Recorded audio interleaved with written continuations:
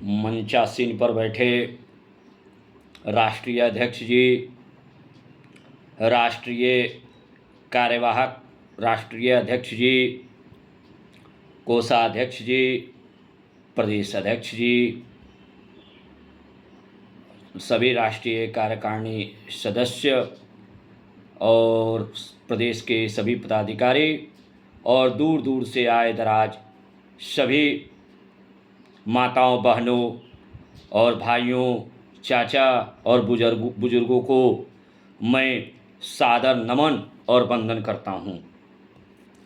मैं आप लोग को ये बताना चाहता हूँ कि बिहार की स्थिति बहुत ही किल्लत और जिल्लत की स्थिति हो गई है। बिहार को एक छोटी सी सोने की चिड़िया कहा जाता था। इसलिए कहा जाता था क्योंकि यहाँ पर खदान, फैक्ट्रियाँ, सारी चीज़ें यहाँ पर हुआ करती थी। लेकिन हमारे नेताओं ने अपने स्वार्थ और लालच के वश में सारे चीज़ों को अस्त से ध्वस्त कर दिया।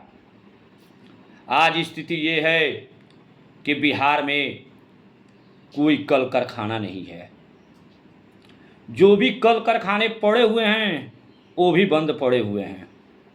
स्थिति ये है कि बिहार में रोज़गार नहीं है। रोज़गार नहीं होने के कारण हमारे नौजवान बच्चे गलत राह की ओर चल रहे हैं।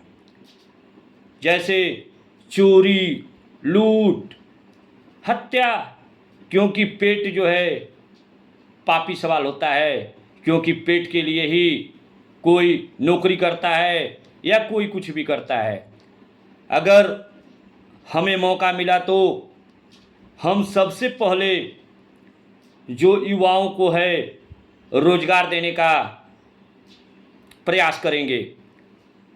जो बंद पड़ी चीनी मिलें हैं या जो भी पड़े हुए कल कारखाने हैं उसको चालू करने में तो टाइम लग जाएगा, लेकिन हम छोटे छोटे उत्पादों से फैक्ट्रियां खोल के गांव गृहस्थ, जिले जवार के बच्चों को उस कारखाने में काम करने का मौका देंगे। जैसे हमारे दरभंगा के युवा हैं जो दूर दराज देशों में, राज्यों में भटक रहे हैं, उनको कहीं भी कोई इज्जत नहीं मिल पा रही है, क्योंकि उनको अगर वो कोई कार्य अच्छा कर रहे हैं तो उनको डर ये लग रहा है कि हम जिस प्रदेश में हैं उस प्रदेश में अगर उनके विचारों और कल्चर पे हम नहीं चले तो बिहारी संबोधन करके हमको बाहर कर दिया जाएगा। स्थिति ये हो गई है। तो अगर हमारा दरभंगा क्षेत्र मखानाओं का क्षेत्र है, वहाँ पे मखाना का उत्पादन बहुत होती है। अगर हम वहाँ पर छोटी छोटी हर प्रखंड में एक छोटी फैक्ट्रियाँ अगर खोलते हैं तो वहाँ के बच्चे को आराम से हम नौकरी दे देंगे।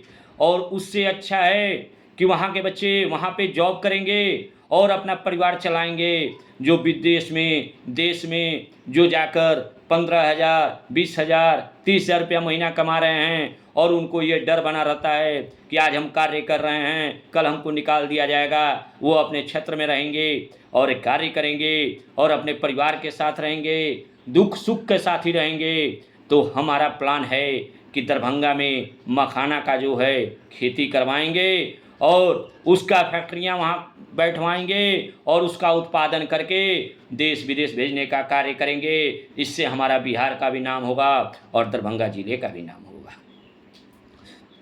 और जगह पे ऐसे ही अनगिनत फैक्ट्रियां पड़ी हुई हैं जिसको कोई चालू करने के लिए बहुत ही सारे सरकार आती हैं, सारी सरकार वादा करती हैं और कह के चली जाती हैं। हम दलित और पिछड़े की बात करते हैं। दलित और पिछड़े को जो पार्टियां इस समय शोषण करने का कार्य कर रही है, उनका शोषण कार्य करने का हम बंद करने का आह्वान करते हैं। क्योंकि दलित को जो आप लोग आगे बढ़ाकर वोट लेते हैं और उनका वोट का आप लोग सदुपयोग नहीं कर पाते हैं, उसको हम बंद करने का कार्य करेंगे।